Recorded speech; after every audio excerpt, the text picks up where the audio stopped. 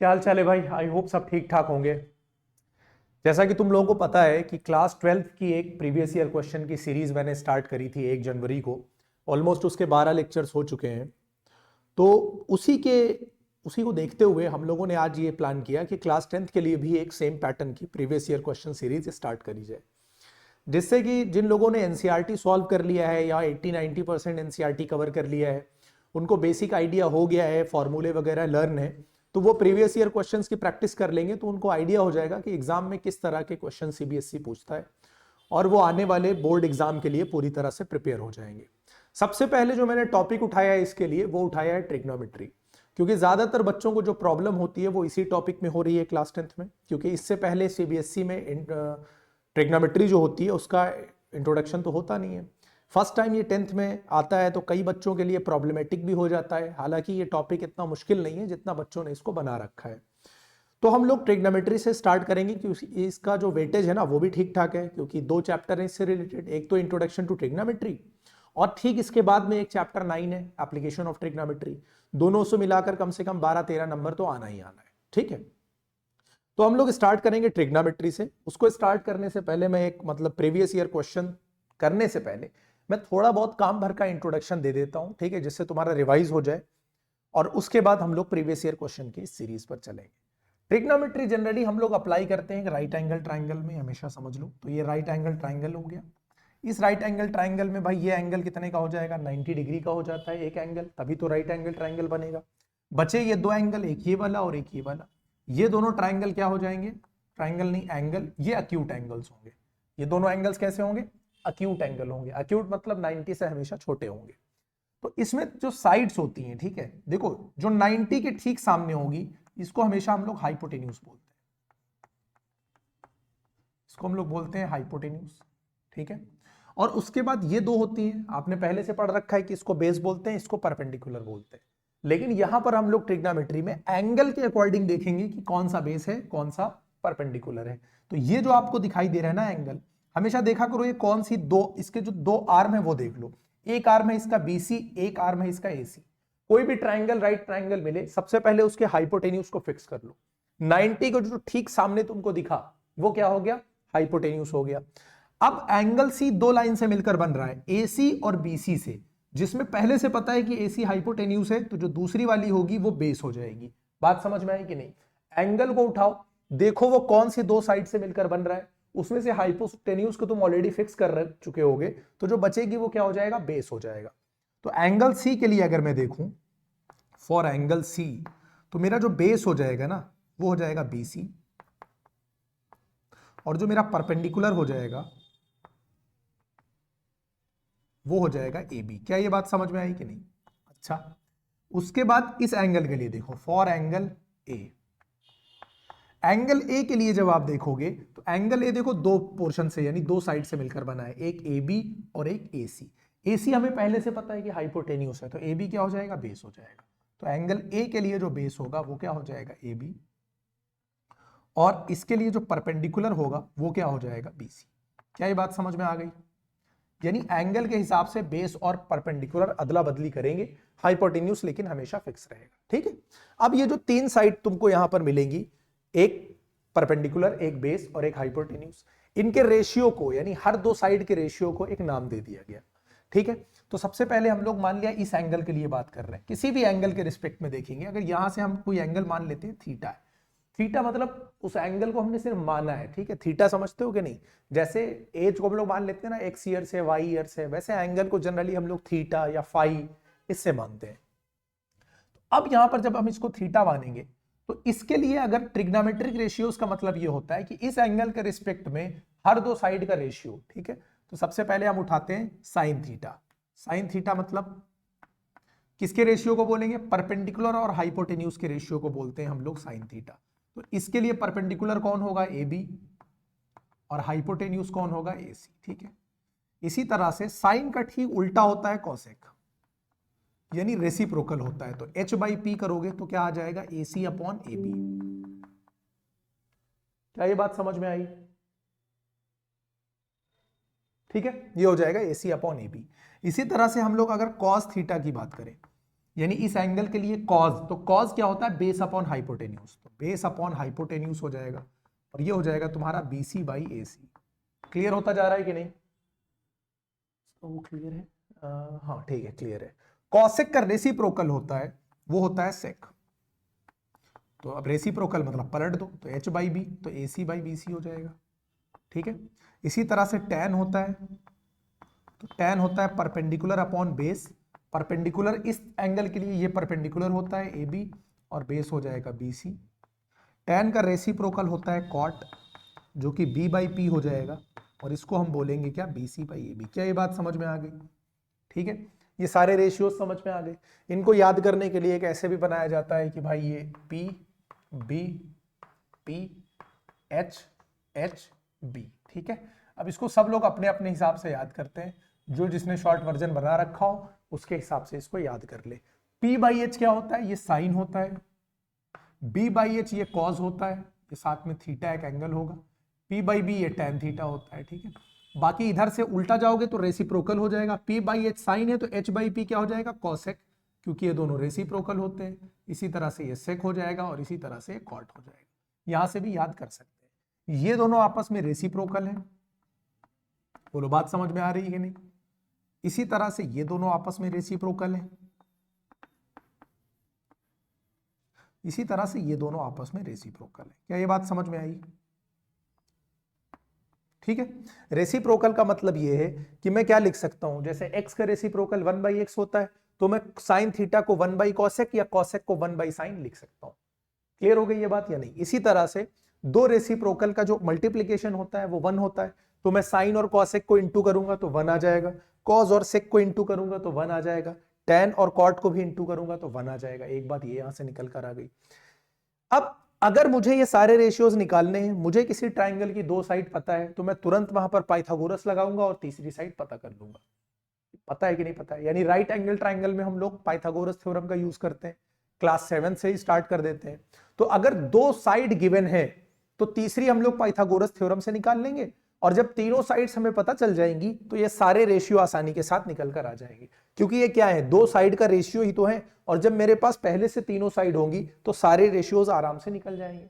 Clear हो रही है ये बात? ठीक है, अब अगर मुझे इन्होंने ऐसे ना करके क्या कहा कि एक रेशियो दे दिया, यानी इन 6 में से 6 ट्रिग्नोमेट्रिक रेशियोज होते हैं, इसमें से कोई भी एक दे दिया और बाकी निकालने की बात करी इन्होंने, तो एक दे दिया, एक जैसे ही देंगे तो उससे हमें क्या पता चल जाएगा, किसी दो साइड का रेशियो पता चल जाएगा, किसी दो साइड का रेशियो पता चल जाएगा।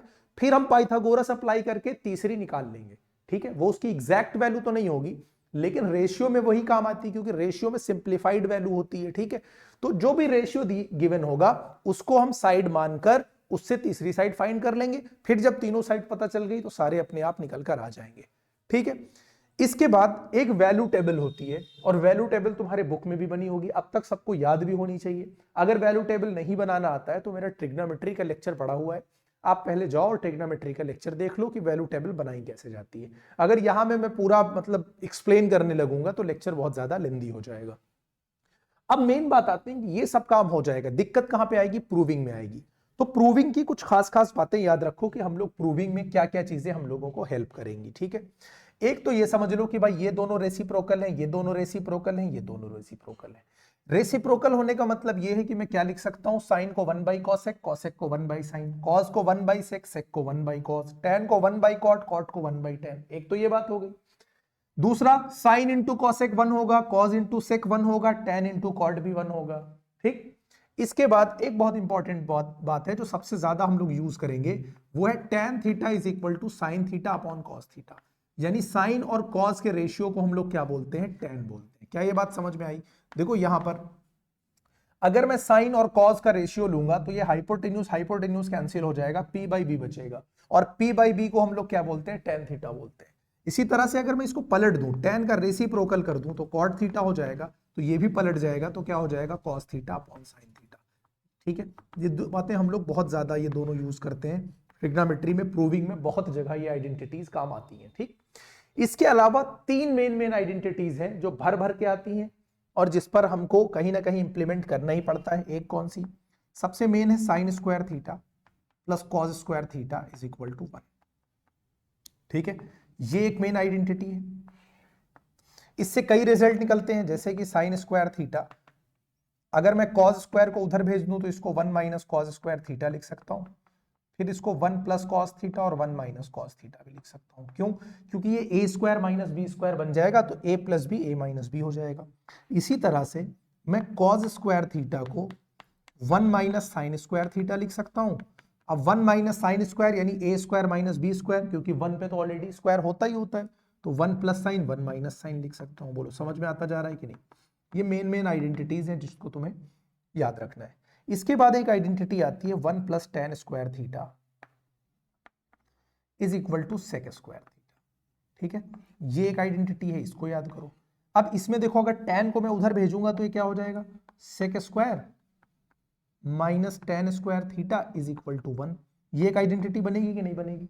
और sec square minus tan square, देखो A square minus B square, ये क्या होता है, A plus B into A minus B, तो sec theta plus tan theta और यहां sec theta minus tan theta, ये इक्वल टू 1 हो जाएगा। एक और बात यहां से ये निकल कर आ जाएगी। ठीक है, इसी तरह से देखो, सेक को अगर इधर लाओगे तो टेन स्क्वायर यानी इसको पलटोगे तो tan square minus sec square minus 1 हो जाएगा। ये एक ही चीज है, यहां से काम तुम लोग आसानी से कर सकते हो, इसी से निकाल लोगे। तीसरी आइडेंटिटी होती है 1 plus cot square theta is equal to cosec square theta. एक आइडेंटिटी ये होती है। ठीक है, अब इसी तरह से इससे रिजल्ट क्या निकलेगा कि कॉसेक स्क्वायर थीटा, इसमें से अगर मैं कॉट स्क्वायर थीटा को माइनस करूंगा तो मुझे 1 मिलेगा। बात समझ में आ रही है? कॉट स्क्वायर को ले जाके सब्ट्रैक्ट किया। अब ये ए स्क्वायर माइनस बी स्क्वायर की आइडेंटिटी अप्लाई करूंगा तो ये हो जाएगा कॉसेक प्लस कॉट और दूसरे ब्रैकेट में cosec minus cot is equal to 1। दो आइडेंटिटी ये हो गई। बात समझ में आती जा रही है? तो जब एक एक आइडेंटिटी को आप समझोगे तो उनसे और क्या रिजल्ट निकलते हैं उस पर ध्यान दोगे तो प्रूविंग करने में तुमको आसानी हो जाएगी। ये बात समझ में आ गई। दूसरी, जब भी प्रूविंग स्टार्ट करना तो हमेशा कोशिश करना कि रेशियो को साइन और कॉज में ले आओ, क्योंकि सबसे सिंपल जो इसमें रेशियो होता है वो साइन कॉज होता है।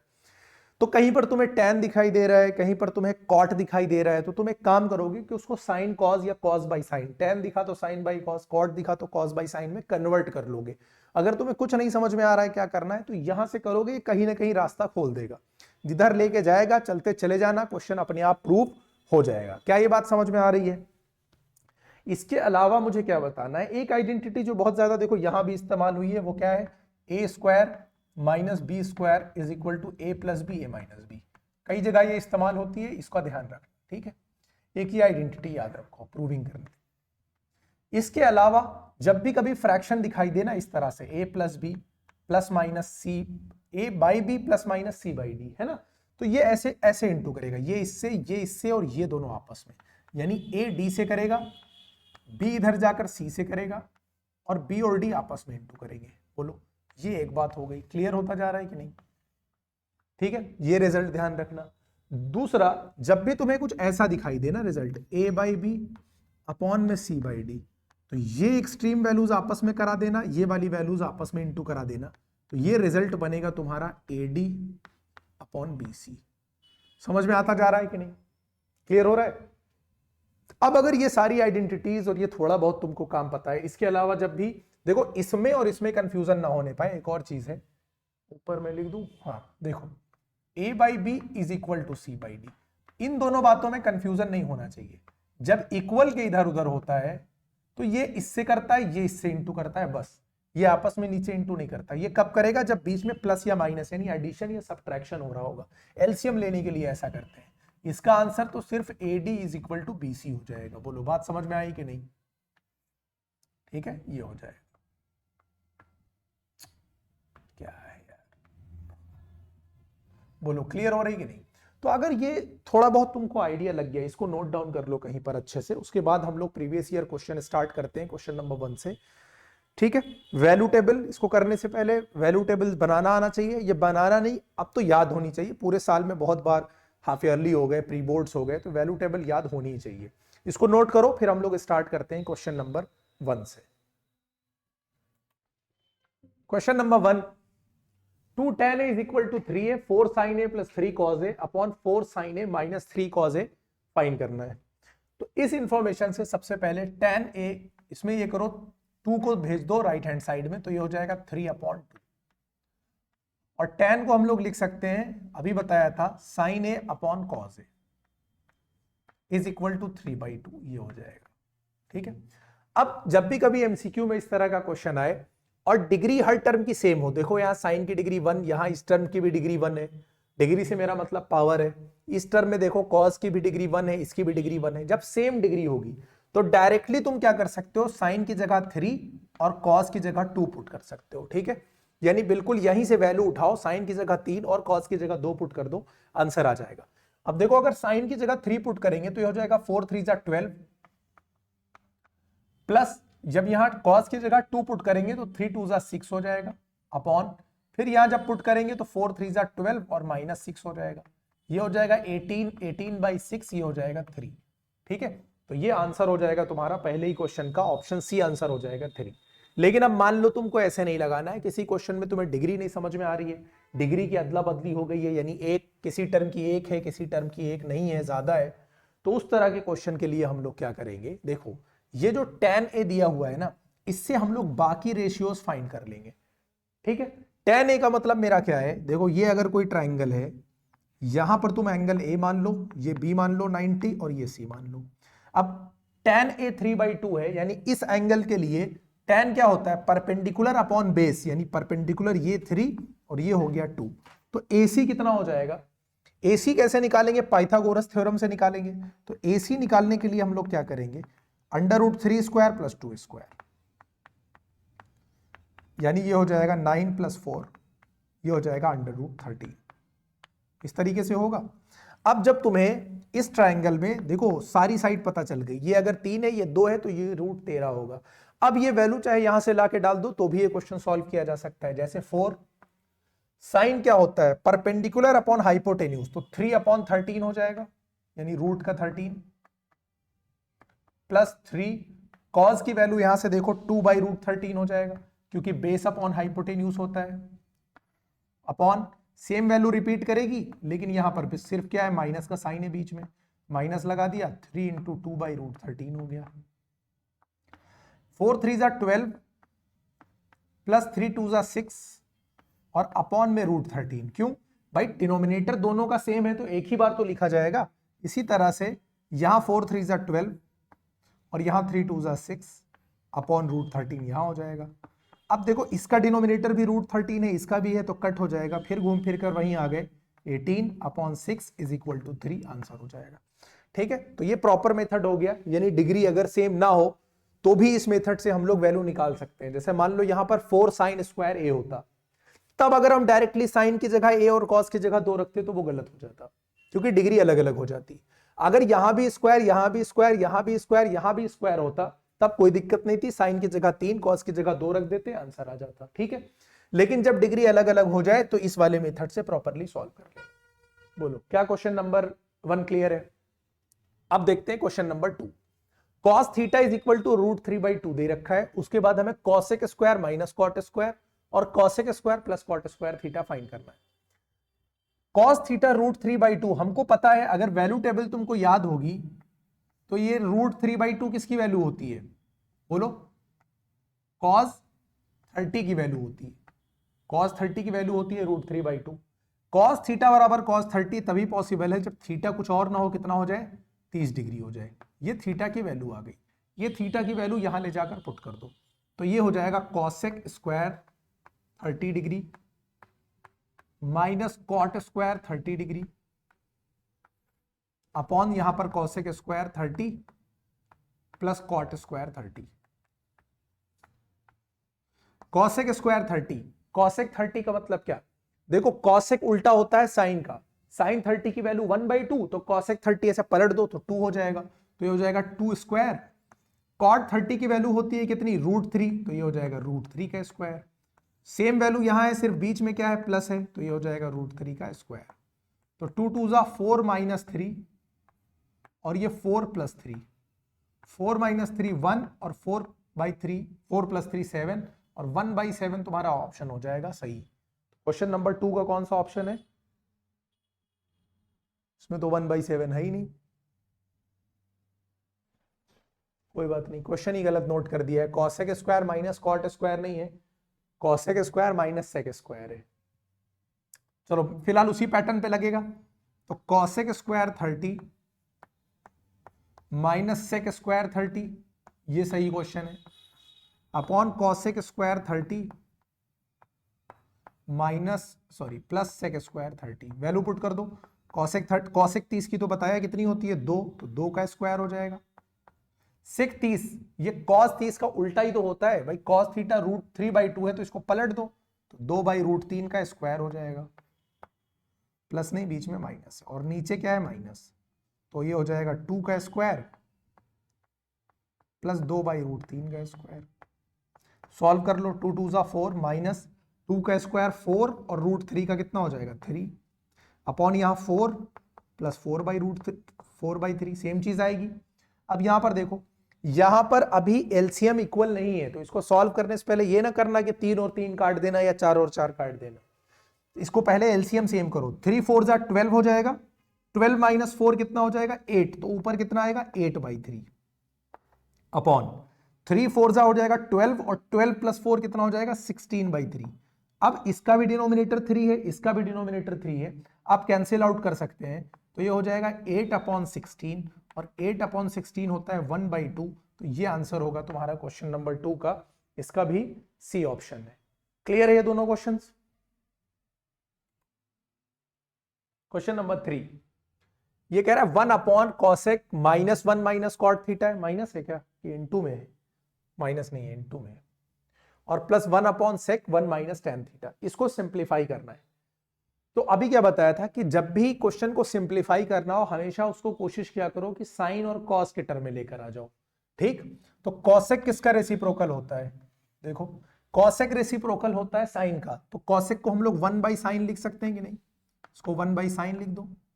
1 माइनस कॉट को हम लोग लिख सकते हैं cos/sin, ठीक है, ये अभी स्टार्टिंग में सब लिखा दिया था, ये पता होना चाहिए।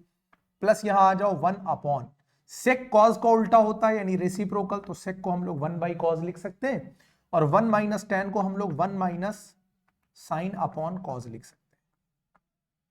बोलो क्लियर हो रही है बात या नहीं? अब इसको आगे थोड़ा सा सिंप्लीफाई कर लेते हैं। देखो ये हो जाएगा 1/, ये हो जाएगा 1/sin, और अंदर जब सॉल्व करोगे तो sin 1 जा sin माइनस कॉस थीटा हो जाएगा, ठीक है, और ये वाला जो साइन है ना, ये इससे इंटू कर जाएगा, तो ये कितना हो जाएगा sin स्क्वायर थीटा। भाई एक साइन यहां पहले से था, जब यहां पर हम लोग ऐसे sin 1 जा sin 1 इंटू कॉस कॉस, तो नीचे भी साइन मिलेगा ना, तो ये नीचे नीचे वाले साइन इंटू करके साइन स्क्वायर बना देंगे, और ये साइन माइनस कॉस हो जाएगा। यहां पर आ जाओ प्लस 1/1/cos थीटा, सेम चीज यहां cos 1 जा कितना हो जाएगा cos 1 इंटू साइन कितना हो जाएगा साइन, और इस पूरे के अपॉन में cos 1 जा cos मिलेगा, वो इस cos से इंटू करके इसको क्या बना देगा cos स्क्वायर बना देगा। बोलो यहां तक बात क्लियर है कि नहीं क्लियर है? ठीक, अब देखो ये जो साइन स्क्वायर है ना, ये सीधे सीधे यहां से उठकर ऊपर चला जाएगा, ठीक है, तो कितना हो जाएगा sin स्क्वायर थीटा, अपॉन क्यों ऊपर गया, देखो अगर कभी ऐसे लिखा हुआ है ना 1/, ऐसे फिर 1/sin स्क्वायर थीटा, तो ये सीधा सीधा ऊपर चला जाएगा। अगर ऐसे नहीं समझ में आ रहा है तुमको, तो देखो 1/sin स्क्वायर थीटा को हम लोग क्या लिख सकते हैं, कॉसेक स्क्वायर थीटा लिख सकते हैं कि नहीं, और कॉसेक ऊपर जाके अपने आप क्या बना देगा साइन बना देगा। क्लियर है ये बात? अच्छा, तो अब यहां बचा क्या मेरे पास sine theta minus cos theta बचा। इसी तरह से यहां पर देखो ये कॉस स्क्वायर थीटा ऊपर चला जाएगा, तो ये हो जाएगा कॉस स्क्वायर थीटा। अच्छा यहां पर देखो, यहां साइन माइनस कॉस है, यहां कॉस माइनस साइन है, अगर दोनों को सेम करना हो, इसमें से अगर मैं माइनस बाहर निकाल लेता हूं तो पलट जाएगा, क्योंकि माइनस अंदर जाए या बाहर साइन बदल देता है। अगर इसमें से मैं बाहर माइनस को निकालूंगा तो साइन पॉजिटिव हो जाएगा, कॉस निगेटिव हो जाएगा, यानी ये sign theta minus cos theta बन जाएगा। तो मैं माइनस को बाहर लगा देता हूं, यानी यहां मैंने माइनस इसमें से बाहर निकाला, और इसको मैंने क्या लिख दिया साइन माइनस कॉस लिख दिया। क्लियर हो रहा है कि नहीं? यहां से फायदा क्या हुआ, फायदा ये हुआ कि दोनों का डिनोमिनेटर सेम हो गया। अब दोनों का डिनोमिनेटर सेम हो गया तो इसको एक बार लिखा जा सकता है पूरी फ्रैक्शन में, तो ऊपर हो गया तुम्हारा sign square theta, minus cos square theta, और अपॉन में क्या हो गया, sign theta minus cos theta. ये ए स्क्वायर माइनस बी स्क्वायर दिख रहा है। A square minus B square को हम लोग क्या लिख सकते हैं, ए प्लस बी, यानी एक ब्रैकेट में दोनों को प्लस कर दे और नेक्स्ट ब्रैकेट में क्या लगा दे, माइनस लगाते हैं, यानी साइन माइनस कॉस लिख सकते हैं। बोलो समझ में आता जा रहा है कि नहीं। और अपॉन में यहां पर क्या आ जाएगा, साइन माइनस कॉस पहले से था।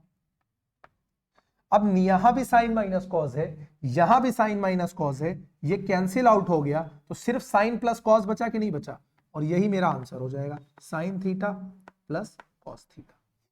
क्लियर है क्वेश्चन नंबर 3, इसका भी सी ऑप्शन ही होगा। क्वेश्चन नंबर 4 पे आ जाओ। ठीक है, क्वेश्चन नंबर 4 क्या कह रहा है कि sine is equal to cos, यानी साइन थीटा कॉस थीटा के बराबर है, tan square plus cot square की वैल्यू हमको फाइंड करनी है। तो साइन जब कॉस के बराबर होगा तो कॉस को ले आओ इधर, तो साइन थीटा अपॉन कितना हो जाएगा, कॉस थीटा हो जाएगा। और कॉस को जब तुम इधर लेके आए हो तो यहां पर क्या बचेगा, 1 बचेगा। ठीक है, जीरो ना कर देना, यहां पर क्या बचेगा, 1। साइन बाई कॉस कितना होता है, tan, तो tan थीटा की वैल्यू कितनी हो गई, 1। तो यहां से भाई tan स्क्वायर थीटा पता चल गया, tan 1 है तो उसका स्क्वायर भी, tan थीटा की वैल्यू 1 है तो उसका स्क्वायर भी कितना हो जाएगा, 1। अच्छा, tan का रेसिप्रोकल क्या होता है, कॉट होता है कि नहीं, तो अगर tan की वैल्यू 1 है तो कॉट की भी 1 होगी, क्योंकि tan का रेसिप्रोकल कॉट और 1 का रेसिप्रोकल तो 1 ही होगा ना। अब जब tan और कॉट की वैल्यू पता चल गई, वो वैल्यू यहां ले जाकर पुट कर दो, tan स्क्वायर यानी 1 स्क्वायर, कॉट स्क्वायर मतलब 1 स्क्वायर, तो 1 प्लस 1 कितना हो जाएगा, 2। ये आंसर हो जाएगा क्वेश्चन नंबर 4 का। क्लियर है, तो ये आंसर हो गया तुम्हारा 1 प्लस 1 2। कौन सा ऑप्शन है ये, पहला ही ऑप्शन है, तो फोर्थ का ए हो गया तुम्हारा करेक्ट। क्वेश्चन नंबर 5 पे आ जाओ। tan theta plus cot theta, tan plus cot है ना, इज इक्वल टू, ये हो जाएगा 4√3/3, 4√3/3। और वैल्यू फाइंड करनी है tan square plus cot square की, tan square theta plus cot square theta की वैल्यू फाइंड करनी। देखो, जब भी tan और कॉट दिखाई दे तुमको और इस सामने दिखाई दे तुमको √3, तो ये जान लेना कि या तो थीटा 30 है या तो थीटा 60 है, दो में से एक वैल्यू लेकर आएगा। यानी tan और कॉट का सम हो रहा हो और सामने √3 आंसर में दिख रहा हो या 3 भी दिख रहा हो, तो ट्राई क्या करोगे तुम कि थीटा को 60 या 30 रखने का ट्राई करोगे। तो थीटा 30 रख के चेक कर लो, अगर 30 रखने पर सेटिस्फाई कर देता है तो यहां पर भी उठा के क्या रख देना, 30 रख देना, आंसर आ जाएगा। अब चेक करो, देखो लेट हम लोग कर देते हैं theta is equal to 30 degree, और हम लोग tan 30 प्लस कॉट 30 सिंप्लीफाई करके चेक करो, tan 30 कितना हो जाएगा, 1/√3, कॉट 30 कितना हो जाएगा, √3। कौन सा फ्रैक्शन वाला रूल, 1 1 जा 1, √3 इंटू √3 3, √3 इंटू 1 √3। बोलो 4/√3 आया कि नहीं आया। अब इसको रेशनलाइज जब करेंगे, नीचे √3 है तो √3 से ऊपर नीचे क्या कर देंगे, इंटू, तो यहां आ जाएगा 4√3 और यहां पर आ गया 3। देखो वही बात आ गई कि नहीं आ गई। तो जब हमने थीटा रख के चेक किया तो ये इसको सेटिस्फाई कर रहा है, इसका मतलब थीटा की वैल्यू कुछ और नहीं है, 30 है। तो यहां पर मुझे क्या निकाल देना है, tan स्क्वायर 30, थीटा के आंसर 30 रख के निकाल दो, प्लस कॉट स्क्वायर 30। तो tan स्क्वायर 30 का मतलब क्या, 1/√3 का क्या स्क्वायर, प्लस कॉट 30 की वैल्यू होती है √3 का स्क्वायर। अगर वैल्यू याद होगी तभी लगेगा। ये हो गया 1/3, ये हो गया 3, 3 प्लस 1/3 हो जाता है 3 होल 1/3 सीधे सीधे, या तो चाहो 10/3 लिख दो, दोनों में से जो भी ऑप्शन तुम्हारा हो वो करेक्ट हो जाएगा। ऑप्शन तो है नहीं, सीधे सीधे आंसर निकालना था, तो 10/3 तुम्हारा आंसर हो जाएगा क्वेश्चन नंबर 5 का। क्लियर है क्वेश्चन नंबर 5। क्वेश्चन नंबर 6, 15 को इधर भेजो। देखो तो cot a is equal to कितना हो जाएगा, 8/15, यही तो होगा। और cot क्या होता है, बेस अपॉन परपेंडिकुलर, हाइपोटेन्यूज बोला था, तो हो जाएगा बेस अपॉन परपेंडिकुलर। यानी अगर कोई ट्राइंगल तुम यहां रफ में ऐसे बनाओगे और इसको अगर तुम एंगल ए मानोगे, ये बी है ये सी है, एंगल बी को अगर 90 दोगे तो इस एंगल के लिए बेस क्या है 8 और हाइपोटेन्यूज क्या है 15। ठीक है, पाइथागोरस लगा के क्या निकाल लो, हाइपोटेन्यूज निकाल लो। हाइपोटेन्यूज एसी कैसे निकलेगा, पाइथागोरस लगाओगे तो इन दोनों के स्क्वायर का सम ही तो होता है ये, इसका स्क्वायर, तो ये हो जाएगा 8 का स्क्वायर प्लस 15 का स्क्वायर। 8 का स्क्वायर कितना होता है 64, 15 का कितना होता है 225, दोनों को ऐड करोगे कितना आएगा 289, 289 का स्क्वायर रूट करोगे 17, यानी ये साइड कितनी निकल कर आ गई 17। अब तुम्हारे पास तीनों साइड जब आ गई तो तुम्हारे लिए ये निकालना बिल्कुल क्या हो गया, आसान हो गया। तो साइन ए की वैल्यू कितनी हो जाएगी बोलो, साइन ए क्या होता है परपेंडिकुलर अपॉन हाइपोटेन्यूज, ये परपेंडिकुलर ये हाइपोटेन्यूज, तो 15 अपॉन 17। और सेक ए अगर मुझे निकालना है तो सेक ए का मतलब क्या, सेक ए बेस अपॉन हाइपोटेन्यूज होता है कॉज, तो हाइपोटेन्यूज अपॉन बेस क्या हो जाएगा सेक, तो ये हो जाएगा 17/8। क्या ये बात क्लियर है दोनों वैल्यूज, और ये रफ वर्क नहीं है फेयर वर्क है। ठीक है, ऐसा नहीं कि इसको रफ में कर देना, ये पूरा फेयर वर्क है, दिखाना पड़ेगा ट्राइंगल बना के। ठीक, लिख लेना let there be a triangle ABC with angle B 90 degree, और ये बना के दिखा देना। क्लियर है, आ जाओ क्वेश्चन नंबर 7 पर। सिमिलर पैटर्न का क्वेश्चन है, वही काम करना है। 3 कॉट ए बराबर कितना दे रखा है बोलो, 4 दे रखा है, तो 3 को किधर लेकर जाओगे 4 के नीचे, 4/3 बना कि नहीं बना। कॉट क्या होता है परपेंडिकुलर अपॉन बेस होता है 10, तो बेस अपॉन परपेंडिकुलर क्या बनेगा कॉट, यहां पर भी तो वही चीज थी कि नहीं थी, तो बेस अपॉन क्या कर दिया परपेंडिकुलर। उसी तरह से एक क्या बनाओगे ट्राइंगल, यहां पर एंगल ए रखोगे, यहां पर बी को 90 रखोगे, यहां पर सी रखोगे। बात समझ में आ रही है, कॉट ए 4/3, बेस कितना है बोलो इस एंगल के लिए 4, और ये कितना है 3, हमको क्या निकालना है हाइपोटेन्यूज। पाइथागोरस लगाओगे 3 4 5 का ट्रिपलेट होता है, ये कितना आ जाएगा 5। ठीक है, यहां पर बना लेना। अब नहीं समझ में आया क्या कुछ, अब इसको प्रूव करना है तो इसका एलएचएस उठा लो। 1 माइनस कितना है 10 स्क्वायर है अपॉन 1 प्लस कितना है 10 स्क्वायर है, वैल्यू डाल दो। 1 माइनस इस एंगल के लिए tan a का स्क्वायर, tan मतलब क्या परपेंडिकुलर अपॉन बेस, यानी 4/3 का क्या स्क्वायर। बात समझ में आई, 4/3 का स्क्वायर, यहां भी क्या हो जाएगा 4/3 का स्क्वायर। क्लियर हो रहा है, अब इक्वल टू ये हो जाएगा 1/16/9, सॉरी 1 माइनस, और यहां 1 प्लस 16/9। पहले एलसीएम देखो यहां है नहीं, तो एलसीएम पहले लेंगे, 9 1 जा माइनस 16/9 हो जाएगा, अपॉन 9 1 जा 9 प्लस 16/9 हो जाएगा। अब इसका भी डिनोमिनेटर 9 है, इसका भी डिनोमिनेटर 9 है, कैंसिल कर दो। 9 में से 16 जाएगा, कितना आ जाएगा -7, और 16 और 9 कितना हो जाएगा 25। बोलो क्लियर है कि नहीं, ये आ गया एलएचएस। अब तुम्हें इसको किसके बराबर दिखाना है आरएचएस के, तो अब आरएचएस निकाल लो। ये हो जाएगा कॉस स्क्वायर ए माइनस साइन स्क्वायर ए। अब कॉस की जगह देखो, कॉस क्या होता है बेस अपॉन हाइपोटेन्यूज, तो ये हो जाएगा 4/5 का स्क्वायर, यही तो होगा। साइन गड़बड़ हो रहा है क्या, tan की वैल्यू ही गलत है वहां पर लग रहा है। tan ये क्या होगा परपेंडिकुलर अपॉन बेस, वहां 4/3 हो गया है। बैठे हो यार तुम लोग, बोल भी नहीं रहे हो।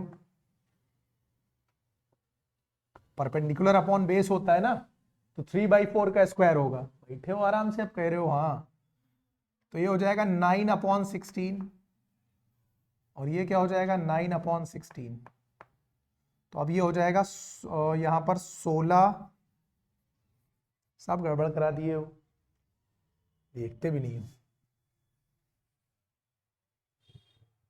देखो यहां पर 16 1 जा 16 माइनस 9/16 अपॉन 16 1 जा 16 प्लस 9/16। अब देखो यहां पर 16 16 कटेगा, ये आएगा 7 और ये आएगा 25। अब निकाल लो, अब आरएचएस कॉस स्क्वायर ए माइनस साइन स्क्वायर ए, तो कॉस ए की वैल्यू यहां से उठाओ 4/5 का स्क्वायर, साइन क्या होता है परपेंडिकुलर अपॉन हाइपोटेन्यूज, तो 3/5 का स्क्वायर, यानी 16/25 माइनस 9/25, तो ये कितना आ जाएगा 7/25। 25. LHS is equal to RHS, hence proved.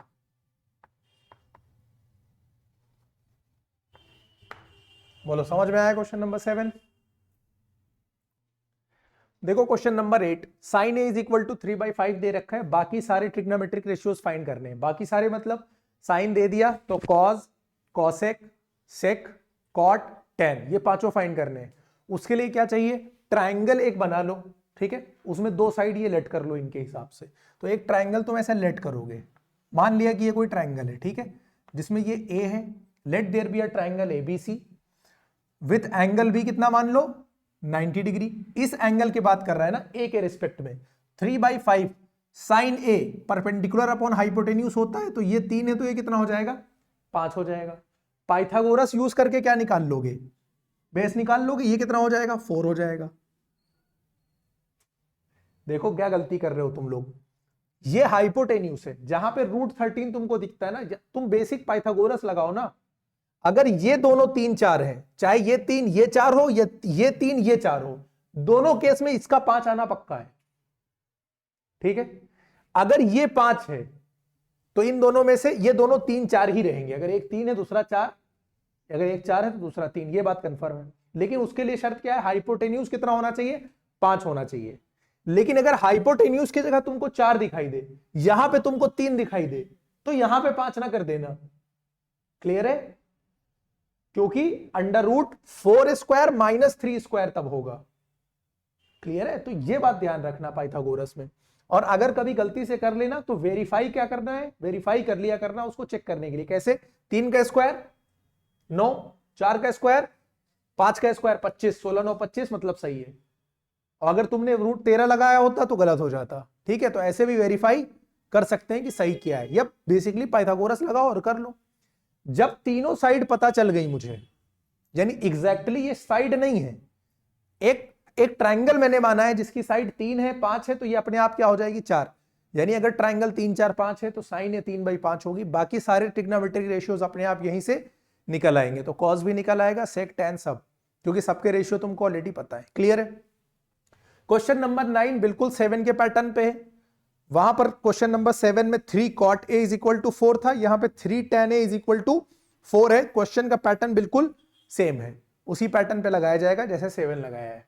बाकी सारे क्वेश्चन में अगर तुमको वैल्यू टेबल याद है, यानी सबकी वैल्यूज याद है, तो कोई दिक्कत आनी ही नहीं है, सिर्फ सॉल्व कर देना है। 10 से शुरू करते हैं। देखो 5/8 है, ये कितना है, sec² 60, cos 60 की वैल्यू बताओ कितनी होती है, 1/2, तो sec 60 कितनी हो जाएगी, 2, तो ये कितना हो जाएगा, 2 का स्क्वायर। इन दोनों के बीच में कोई साइन नहीं, मतलब मल्टीप्लीकेशन। माइनस tan 60 की वैल्यू होती है √3, इसका क्या लगा दिया, स्क्वायर। cos 45 की वैल्यू होती है 1/√2, इस पे भी क्या लगा दिया, स्क्वायर। अब इसको सॉल्व ही तो करना है। देखो ये 2 2 जा कितना हो जाएगा, 2 2 जा 4, और 4 2 जा कितना हो जाएगा 8, तो यहां क्या बचेगा, 5/2 बचेगा कि नहीं। बोलो बात समझ में आई कि नहीं भाई। ये 2 स्क्वायर यानी 4, 4 2 जा 8, 5/2 हो गया। √3 का स्क्वायर कितना हो जाएगा 3, और 1/√2 का स्क्वायर कितना हो जाएगा 1/2। बोलो बात समझ में आ रही है कि नहीं आ रही है। ये 3 है और ये कितना है, आधा है, या वो छोड़ो, 5/2 का मतलब 2.5, 5 का आधा 2.5 होता है, और ये है आधा।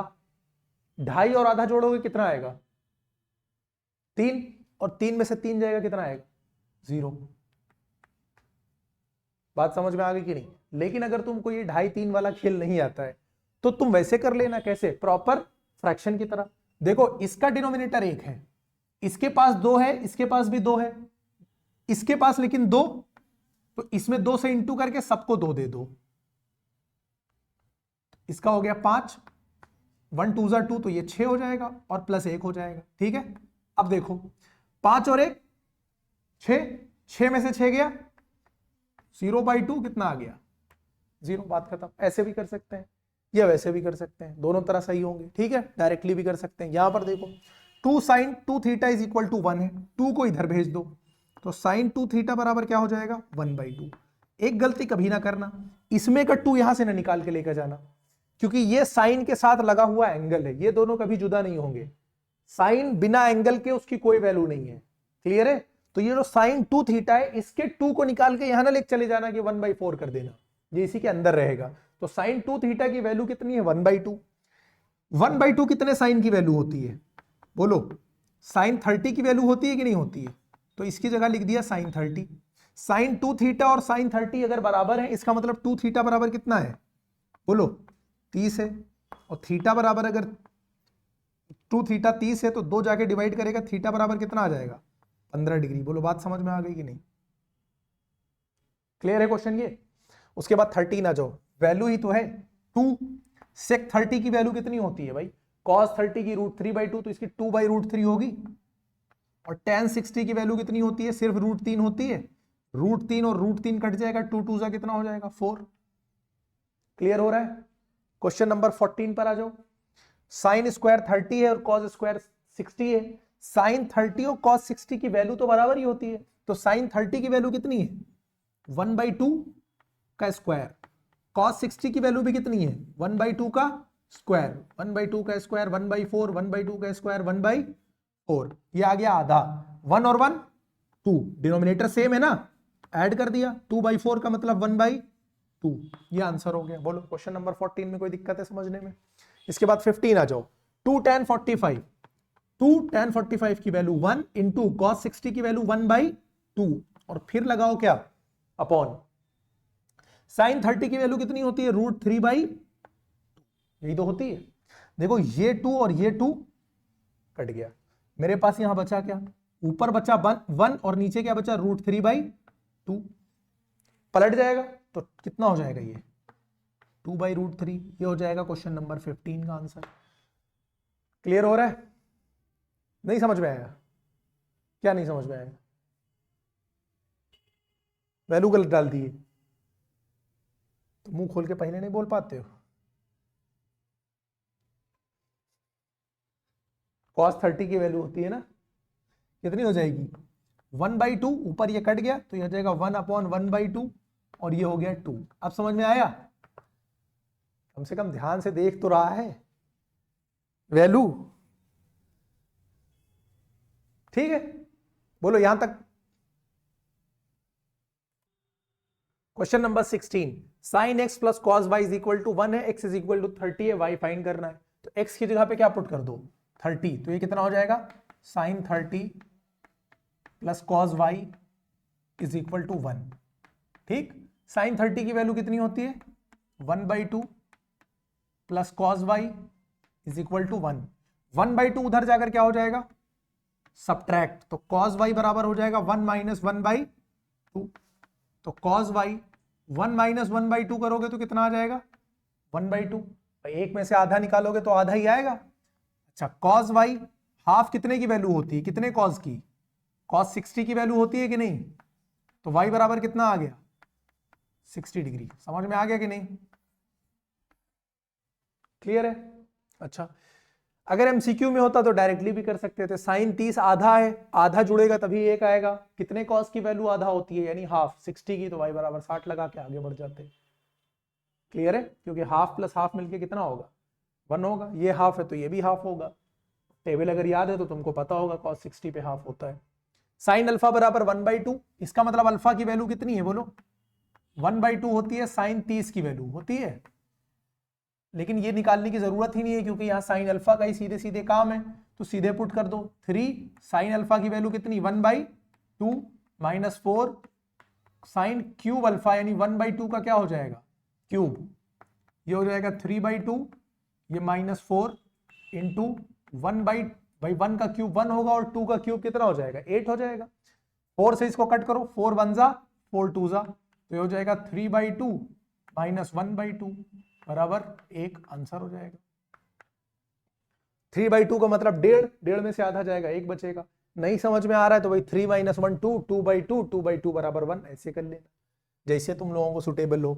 यहां पर थीटा बराबर 45 दे रखा है, इसकी वैल्यू फाइंड करनी है। थीटा की जगह सिर्फ तुमको क्या पुट करना है?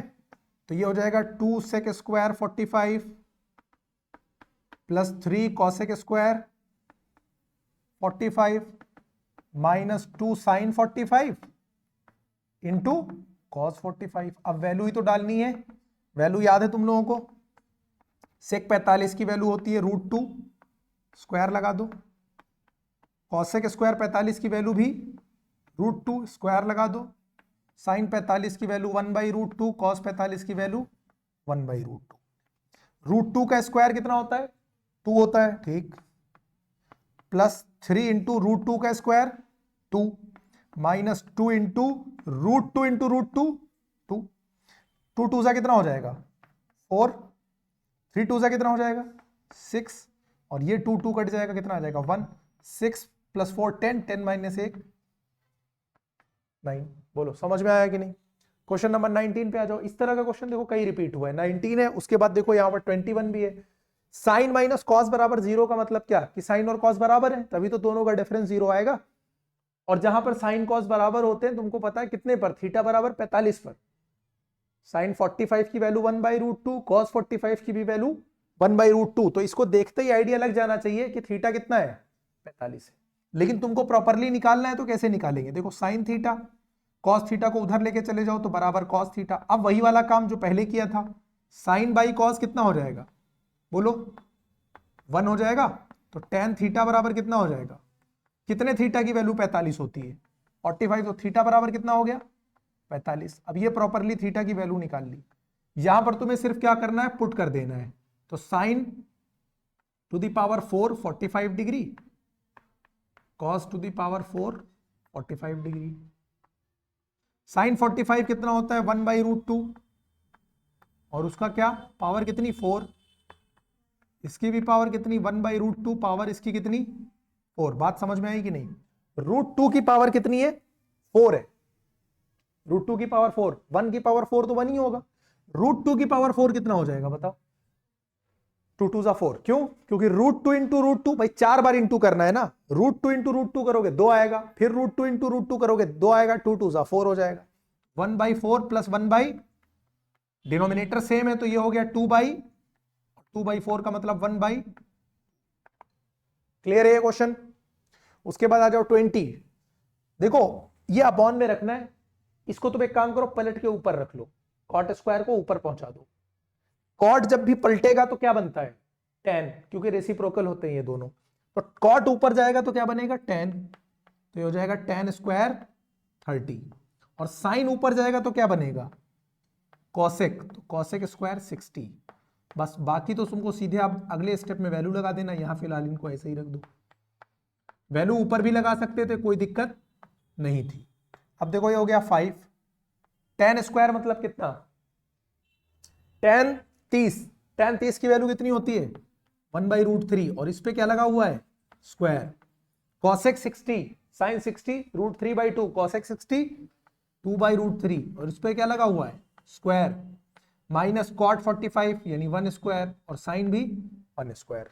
क्लियर है बात? साइन 90 भी 1 होती है, ये भी 1 होती है। अब देखो 1 का स्क्वायर और ये -1 का स्क्वायर तो कट गया, एक पॉजिटिव है एक निगेटिव है। यहां देखो 5 इंटू 1/3 हो जाएगा, और ये 2 स्क्वायर यानी 4/3 हो जाएगा। बोलो क्लियर है कि नहीं? 5 1 सा ये 5/3 हो गया, और ये 4/3 हो गया। 5 प्लस 4 कितना हो जाएगा 9/3, और बराबर ये कितना हो जाएगा 3, और ये तुम्हारा आंसर हो जाएगा क्वेश्चन नंबर 20 का। बोलो क्लियर है कि नहीं? आ जाओ 21 पे। ये बिल्कुल वही वाला क्वेश्चन है, वही वाला नहीं, इससे पहले जो हम लोगों ने इसको सॉल्व किया था क्वेश्चन नंबर 4, जिसमें tan square plus cot square की वैल्यू हम लोगों ने 2 निकाली थी। 2 - 2 कितना हो जाएगा 0 इसका आंसर, यानी इसमें सिर्फ और सिर्फ -2 और बढ़ गया है। क्वेश्चन तो वही है ना। ये कैसे करेंगे? साइन बराबर कॉस, यही वाला स्टेप फॉलो करेंगे। थीटा इज इक्वल टू कितना आ जाएगा, या थीटा 45 ना भी निकाले, टेन थीटा बराबर कितना हो गया, तो कॉट भी कितना होगा 1, क्योंकि टेन और कॉट एक दूसरे के क्या होते हैं रेसिप्रोकल। टेन 1 तो कॉट भी 1।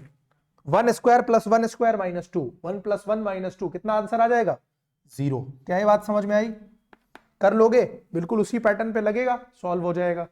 खाली वैल्यू ही तो डालनी है। अब देखो वैल्यू वाला क्वेश्चन अगर तुम लोग एग्जाम में गलत कराए मान लो, तो बिल्कुल ही बेकार हो तुम लोग, डूब जाओ जाके किसी नाले के पानी में, है ना। मतलब एक्सप्लेन किया, छोड़ दिया है ना। 23 भी जो है तुम्हारा, ये 22 देखो वैल्यू वाला है ना। a is equal to 60 given है, b is equal to 30 given है, यानी वहां पर वैल्यू पुट कर देनी है, सॉल्व कर देना है। ये भी वैल्यू वाला है। क्वेश्चन नंबर 23, इसके बाद छोड़ दो, इसको ज्योमेट्रिकली करना है, ज्योमेट्रिकली, लेकिन हम लोगों ने नहीं किया है ना, इसको अभी देखते हैं। क्वेश्चन नंबर 24 पर आ जाओ। देखो साइन ए प्लस बी कितना दे रखा है, 1 दे रखा है, और साइन ए माइनस बी कितना दे रखा है, 1/2 दे रखा है। कह रहा है जो a प्लस बी है, यानी इन दोनों एंगल्स का सम वो 90 के बराबर है और 0 से बड़ा है, a b से बड़ा है। इतनी इंफॉर्मेशन दी है। वैल्यू टेबल के जैसे क्वेश्चन लगते थे अभी तक, वैसे ही ये भी लगेंगे। 1 कितने की वैल्यू होती है ये बताओ, बोलो। साइन में साइन 90 की वैल्यू होती है कि नहीं होती है? तो यहां से क्या पता चला कि a प्लस बी की वैल्यू कितनी हो गई, बोलो 90। ये एक इक्वेशन हो गया, इसको एक इक्वेशन बना के ऐसे छोड़ दो। साइन a माइनस बी 1/2 है, तो ये बताओ 1/2 कितने की वैल्यू होती है? तो ये हो गया साइन 30। तो a माइनस बी कितना हो जाएगा, 30 डिग्री हो जाएगा। ठीक, अब ये दूसरा इक्वेशन बन गया। अब तुम लोगों ने लीनियर इक्वेशन इन 2 वेरिएबल तो पढ़ा ही है, उसमें एक एलिमिनेशन मेथड भी पढ़ा है, वही यूज कर लो। दूसरा इक्वेशन यहां उठा लाओ, इसके नीचे दोनों इक्वेशन को क्या करो, ऐड कर दो, क्योंकि दोनों तो बराबर है, कोएफिशिएंट तो बराबर है ही है। अपोजिट साइन वाले कट जाएंगे, यानी b और माइनस b कट जाएगा। a प्लस a कितना हो जाएगा, 2a। 90 प्लस 30 कितना हो जाएगा, 120। तो a इज इक्वल टू कितना हो जाएगा, 120/2 यानी 60 डिग्री। क्या ये बात समझ में आ गई? अब उसके बाद मुझे निकालना क्या है, b निकालना है। तो ये बताओ a प्लस बी कितना है, 90। b की वैल्यू कितनी है, a की वैल्यू 60 है, b मुझे निकालना है। तो 60 plus B is equal to 90 degree. तो b इज इक्वल टू हो जाएगा 90 माइनस 60 डिग्री। बोलो कितना हो जाएगा, 30 डिग्री। बोलो क्लियर है कि नहीं? ये हो गया आंसर कौन से क्वेश्चन का, क्वेश्चन नंबर 24 का। 25 में फिर देखो थीटा की जगह 30 डालना है और उसके बाद वेरीफाई करना है, यानी वैल्यू ही निकालनी है। लेफ्ट हैंड साइड और राइट हैंड साइड की वैल्यू निकाल लेना। इसके बाद कौन सा क्वेश्चन है, 26 में कह रहा है find trigonometric ratios of 30 and 45 in all values of trigonometric ratio, यानी सारे साइन 30 कॉस 30 ये सब निकाल लेना। सब निकाल के याद होना ही चाहिए। क्वेश्चन नंबर 27 में देखो इन्होंने दो आइडेंटिटी पहले से दे रखी है कि साइन a प्लस बी, ये एक फॉर्मूला होता है, आइडेंटिटी होती है, जो कि 10th में नहीं पढ़ाई जाती, आगे इंट्रोड्यूस करी जाती है 11th में। साइन a प्लस बी, यानी अगर दो एंगल ऐसे जुड़ रहे हो a और b, तो साइन a प्लस बी का ये फॉर्मूला होता है, sine a into cos B plus cos A into sine B. बात समझ में आई? दूसरी आइडेंटिटी ये दे रखी है, इस आइडेंटिटी को यूज करके हम लोग ये एंगल्स फाइंड कर सकते हैं। जैसे 75 हमको फाइंड करना है, तो हमको वो दो एंगल फाइंड करने पड़ेंगे जिनकी वैल्यूज हमें नोन हो। हमको कौन कौन सी वैल्यू पता है, 0 पता है, 30 पता है, 45 पता है, 60 पता है, 90 पता है, ये सारी वैल्यूज पता है। इसमें से कोई दो वैल्यूज ऐसे निकालो जो ऐड करने पर, देखो इसी को तो यूज करना है, ऐड करने पर 75 दे रहे हो। 30 और 45 दोनों की वैल्यू पता है, जब दोनों को जोड़ोगे तो कितना आ जाएगा, 75 आ जाएगा। तो इस साइन 75 को अगर मुझे निकालना है, साइन 75, तो इसको हम लोग लिख सकते हैं साइन 45 प्लस 30, हाँ या ना, लिख सकते हैं कि नहीं? 75 को हमने लिख दिया 45 प्लस 30, 45 ए की जगह हो गया और 30 बी की जगह हो गया। अब जहां जहां ए है वहां वहां 45 डाल दो, जहां जहां बी है वहां वहां 30 डाल दो। तो ये क्या हो जाएगा, साइन ए यानी साइन 45, कॉस बी यानी cos 30 plus cos 45 into sine 30। समझ में आ रहा है कि नहीं? अब साइन 45 की वैल्यू होती है 1/√2, कॉस 30 की वैल्यू कितनी होती है, बोलो √3/2, कॉस 45 की वैल्यू कितनी होती है 1/√2, साइन 30 की वैल्यू कितनी होती है 1/2, इंटू कर दो, √3 बन जा √3 और अपॉन में क्या हो जाएगा 2√2, 1 बन जा 1/2√2। बात समझ में आ गई कि नहीं? तो आंसर क्या हो गया, √3 + 1/2√2। क्लियर है कि नहीं? रेशनलाइज करना होगा तो √2 से ऊपर नीचे क्या मार देना, मल्टीप्लाई, बस अपने आप आंसर आ जाएगा। क्या बात क्लियर है? ये यहीं पर छोड़ दो तो भी हो जाएगा। जनरली रेशनलाइज करके आंसर देते हैं तो रेशनलाइज कर देना इसको, ठीक? रेशनलाइज तो कर ही लोगे ना। साइन 75 के बाद किस पे आ जाएंगे, कॉस किसकी वैल्यू निकालनी है 15 की। तो यार सीधी सी बात है कि इसको हम लोग क्या लिख सकते हैं, कॉस 45 माइनस, क्योंकि 45 माइनस 30 कितना होता है 15 होता है। अब ये वाली आइडेंटिटी यूज कर लो, तो कॉस कितना 45 इंटू कॉस कितना 30, ठीक है, इंटू है, प्लस कॉस कितना, नहीं प्लस साइन है भाई, साइन 45 और साइन कितना 30, बोलो आइडेंटिटी लगा दी, और उस आइडेंटिटी में हम लोगों ने क्या करी, वैल्यू डाल दी। अब सिर्फ वैल्यू पुट करनी है। cos 45 मतलब 1/√2, cos 30 मतलब √3/2, sin 45 1/√2 और sin 30 कितना हो जाएगा, बोलो 1/2। देखो ये हो जाएगा √3/2√2, 1/2√2, तो ये हो गया √3 + 1/2√2। क्या ये बात समझ में आई? दोनों का आंसर देखो सेम है। क्यों सेम है? हमेशा याद रखा, जहां पर साइन और कॉस के एंगल का सम 90 होता है वो दोनों बराबर होते हैं। जहां पर साइन और कॉस के एंगल्स का सम 90 होता है वहां पर उनकी वैल्यूज सेम होती हैं। देखो ये साइन 75 है, ये साइन 15 है, 75 और 15 का सम कितना होता है 90, तो यहां पर दोनों वैल्यू बराबर होंगी। इसी तरह से मान लो साइन 20 की वैल्यू तुमको दे दी जाए और कॉस 70 पूछ लिया जाए, तो जितनी साइन 20 की वैल्यू होगी उतनी ही कॉस 70 की वैल्यू होगी, क्योंकि 70 + 20 मिलके कितना होता है 90 होता है। क्वेश्चन नंबर 27 बिल्कुल क्लियर है कि नहीं? अब इसके बाद चलते हैं क्वेश्चन नंबर 28 पर। चलो क्वेश्चन नंबर 28 से स्टार्ट करते हैं। अभी वैल्यू टेबल जब पहले इंट्रोडक्शन दिया था तो उसमें आइडेंटिटीज बताई होंगी, ठीक है। उससे पहले जब ट्रिग्नोमेट्री पढ़ाया था तब भी आइडेंटिटीज बताई थी। ये सीधा सीधा आइडेंटिटी का खेल है, जितना अच्छा आइडेंटिटी पे कमांड है उतनी आसानी से ये सब क्वेश्चन लगेंगे। 1 + tan² = sec² होता है कि नहीं? 1 + tan² = sec²। अगर 1 को उधर ले जाकर घटाओगे तो sec² - 1 बराबर कितना हो जाएगा tan²। सीधी सीधी आइडेंटिटी लग गई। तो इसकी जगह पर हम लोग क्या यूज करेंगे, बोलो tan² थीटा यूज करेंगे। उसके बाद cosec² थीटा -1, 1 + cot कितना होता है cosec², 1 जाके सब्ट्रैक्ट हो जाएगा, cosec² - 1 बराबर कितना हो जाएगा cot² थीटा। होगा कि नहीं होगा? ये दोनों एक दूसरे के रेसिप्रोकल होते हैं। ये दोनों एक दूसरे के क्या होते हैं, रेसिप्रोकल। चाहो तो ऐसे लिख दो tan², रेसिप्रोकल है तो इसको क्या लिख सकते हैं 1/tan², क्योंकि एक दूसरे के उल्टे होते हैं ना, ये दोनों एक दूसरे को कट कर देंगे, आंसर कितना आ जाएगा 1। बोलो समझ में आ गया कि नहीं? क्वेश्चन नंबर 21 देखो, 29 कह रहा हूं। साइन थीटा है P/Q, ये परपेंडिकुलर होगा, ये क्या होगा हाइपोटेन्यूस होगा। भाई साइन थीटा दे रखा है, मतलब इसका मतलब ये परपेंडिकुलर है और ये क्या है हाइपोटेन्यूस है। बोलो है कि नहीं है? तो अगर एक ट्रायंगल में ऐसे बनाऊं और यहां पर थीटा रखूं तो ये परपेंडिकुलर की वैल्यू Q है, मतलब P है, और इसकी क्या है Q है। मुझे tan थीटा निकालना है।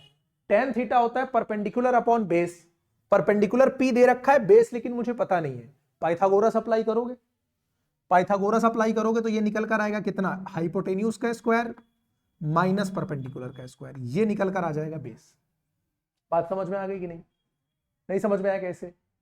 वैसे भाई P² प्लस ये वाली वैल्यू का स्क्वायर बराबर Q², P² उधर जाकर घटेगा, फिर स्क्वायर रूट लग जाएगा। क्लियर है? और मुझे निकालना था tan थीटा। अब tan थीटा सीधे सीधे निकाल देना। tan थीटा होता है परपेंडिकुलर अपॉन बेस, तो P/√Q² माइनस P²। क्या ये बात समझ में आई? क्वेश्चन नंबर 31 पर आ जाओ। फिर देखो आइडेंटिटी का खेल है। sin² + cos² होता है 1, और 1 - cos² हो जाता है कितना sin²। तो ये 1 - cos² की जगह पर हम लोग क्या यूज करेंगे, बोलो sin² थीटा। 1 + tan² थीटा को डायरेक्टली हम लोग क्या लिखते हैं, सीधी सीधी आइडेंटिटी है sec² थीटा। क्या ये बात समझ में आई? अब देखो sin² थीटा इसको लिखा रहने दो, sec² थीटा को हम लोग लिख सकते हैं 1/cos² थीटा। लिख सकते हैं कि नहीं लिख सकते? क्योंकि sec का रेसिप्रोकल क्या होता है cos होता है। इस पर भी स्क्वायर है, इस पर भी स्क्वायर है, पूरे पे लगा है रूट, स्क्वायर खत्म, साइन बाई कितना बचा cos, और साइन बाई cos को हम लोग क्या बोलते हैं tan थीटा। बोलो आंसर समझ में आया कि नहीं? क्वेश्चन नंबर 31 क्लियर है कि नहीं? 32 पे आ जाओ।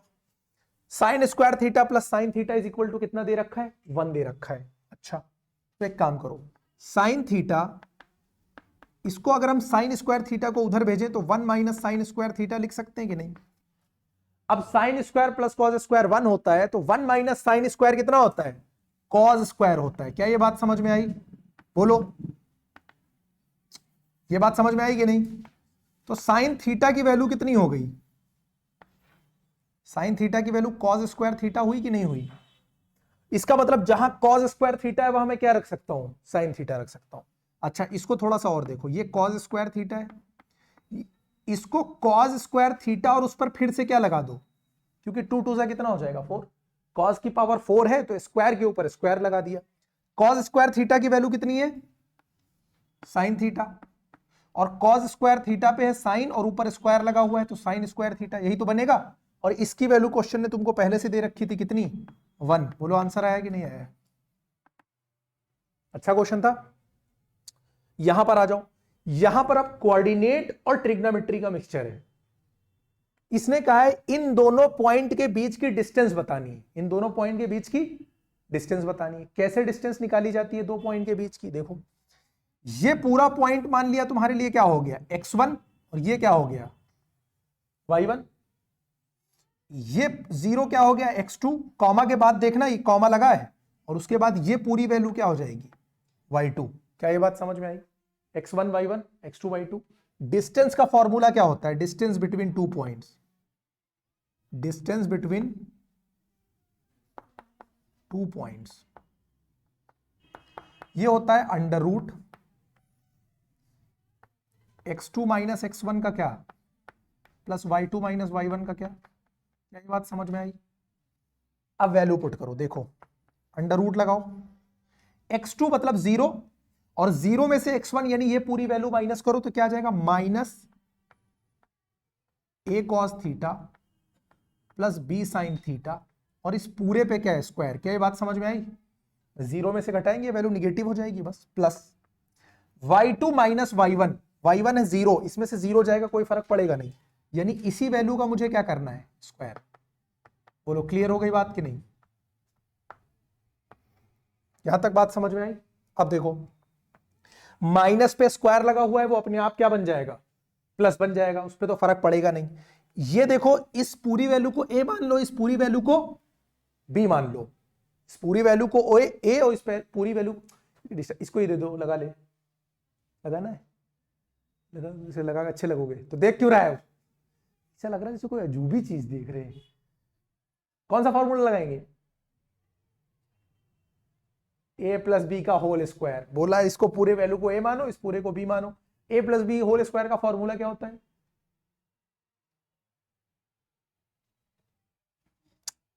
प्लस में माइनस कहां से आ जाएगा भाई? प्लस 2ab, और यहां पर क्या होगा? Minus 2ab। तो चलो लगा देते हैं। देखो देखो, इस वैल्यू का स्क्वायर तो क्या हो जाएगा? a square cos square theta होगा, प्लस इस वैल्यू का स्क्वायर तो b square sine square theta होगा, प्लस ये दोनों वैल्यू 2ab में इंटू करेंगे कि नहीं, तो ये हो जाएगा 2a cos theta into b sine theta. बोलो यहां तक बात समझ में आई कि नहीं? ठीक है, प्लस लगा दो। हम लोग डायरेक्टली भी आइडेंटिटी इसकी लगा सकते थे, कोई बात नहीं। यहां पर देखो, A square plus B square, इस बार माइनस होगा क्योंकि बीच में क्या लगा है, तो इस पूरी वैल्यू का स्क्वायर यानी ए स्क्वायर साइन स्क्वायर हुआ, plus B square cos square, और माइनस 2, यहां मैं नीचे लिखता हूं, minus 2a sine theta into B cos theta. बोलो यहां तक बात समझ में आई कि नहीं? देखो इस वैल्यू को देखो, इस वैल्यू को देखो, बिल्कुल सेम चीज है, तो ये कट के किनारे हो गया। क्या ये बात समझ में आ गई कि नहीं? क्लियर है? ए स्क्वायर वाले एक साथ ले लो, देखो या ये ए स्क्वायर वाला टर्म है और ये भी ए स्क्वायर वाला टर्म है। ए स्क्वायर को ले लो कॉमन, तो यहां पे क्या बचेगा? कॉस स्क्वायर थीटा, और यहां से क्या बचेगा? Sign square theta. क्या ये बात समझ में आई? क्लियर है बात? इसके पास बी स्क्वायर है और इसके पास भी बी स्क्वायर है, बी स्क्वायर को ले लो कॉमन, तो ब्रैकेट में क्या बचेगा यहां, और उधर से क्या बचेगा? Cos square. बोलो समझ में आया कि नहीं? अंडर रूट, इस पूरे की वैल्यू 1 होती है कि नहीं? इसकी भी वैल्यू 1 होती है कि नहीं? तो यहां बचा ए स्क्वायर, यहां बचा बी स्क्वायर, और ये आंसर हो गया। क्या क्लियर है? क्वेश्चन नंबर 33 बिल्कुल समझ में आ गया। लास्ट क्वेश्चन पर आ जाओ। देखो sine A is equal to यहां 1/3 हो जाएगा। साइन ए कितना हो जाएगा? 1/3। अब चाहो तो ट्राइंगल बना के वैल्यू फाइंड कर लेना, चाहो तो सीधे सीधे कॉस स्क्वायर ए बराबर क्या होता है? 1 माइनस साइन स्क्वायर ए। वहां से कॉस की वैल्यू निकाल लेना, कॉस निकालोगे तो उसको उल्टा कर देना तो क्या आ जाएगा, सेक आ जाएगा, हो जाएगा। ये तो वैल्यू वाला ही क्वेश्चन है। उसके बाद आ जाओ इस वाले क्वेश्चन पे, डायरेक्टली आइडेंटिटी का क्वेश्चन है। 2 मिनट, वेलकम। इसमें लगा दो डायरेक्टली आइडेंटिटी। एलएचएस पहले उठाओ, एलएचएस तुम्हारा यही तो है, ये एलएचएस है ना। 1 प्लस कॉट स्क्वायर क्या होता है, आइडेंटिटी याद है, 1 प्लस कॉट स्क्वायर बराबर कॉसेक स्क्वायर।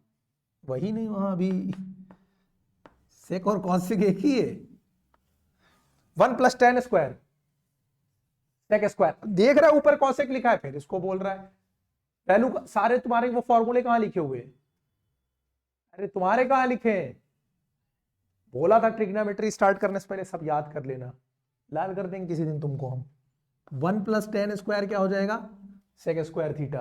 हालांकि बिना पढ़े चले आते हैं। अब देखो हमने क्या कहा था, प्रूविंग में हमेशा क्या किया करो, सबको घुमा फिरा के साइन कॉस में लाने की कोशिश करो।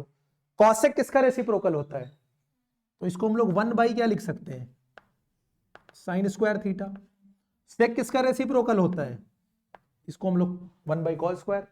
जब भी इस तरह फ्रैक्शन बनती है, एक्सट्रीम वैल्यूज आपस में इंटू करती है, बीच वाली आपस में, कॉस स्क्वायर बन जा भाई, ये इससे इंटू करेगा और ये इससे, साइन स्क्वायर बन जा साइन स्क्वायर, और कॉस स्क्वायर साइन स्क्वायर क्या हो जाता है बोलो, cos square upon sine square, cos by sine cot होता है, कॉट स्क्वायर थीटा हो गया, ये बराबर आरएचएस हो गया। क्लियर है, बोलो 35 क्वेश्चंस हो गए, सारे क्वेश्चन क्लियर है अभी तक कि नहीं, दिमाग काम करना बंद कर चुका है। तो ठीक है, आज की क्लास 35 पे खत्म करते हैं, कल हम लोग स्टार्ट करेंगे क्वेश्चन नंबर 36 से। उससे पहले सारी आइडेंटिटी एक जगह इकट्ठा करके बिल्कुल रटी होनी चाहिए। रटी इन द सेंस कि ये नहीं कि सिर्फ sine square plus cos square 1 पता है, उससे जो निकल रहा है रिजल्ट, यानी साइन स्क्वायर बराबर क्या होता है 1 minus cos square. 1 minus cos square को हम लोग 1 प्लस कॉस और 1 माइनस कॉस भी लिख सकते हैं, ताकि जो आइडेंटिटी जहां पे इस्तेमाल हो तो तुमको ये ना हो कि ये कोई नई चीज कहां से आ गई। इसका जो आज वाला इंट्रोडक्शन है या तो वो अच्छे से देख लेना, या जो ट्रिग्नोमेट्री का पहले वाला इंट्रोडक्शन है वो अच्छे से देख लेना, दोनों में से कहीं भी। क्लियर है, चलो मिलते हैं कल।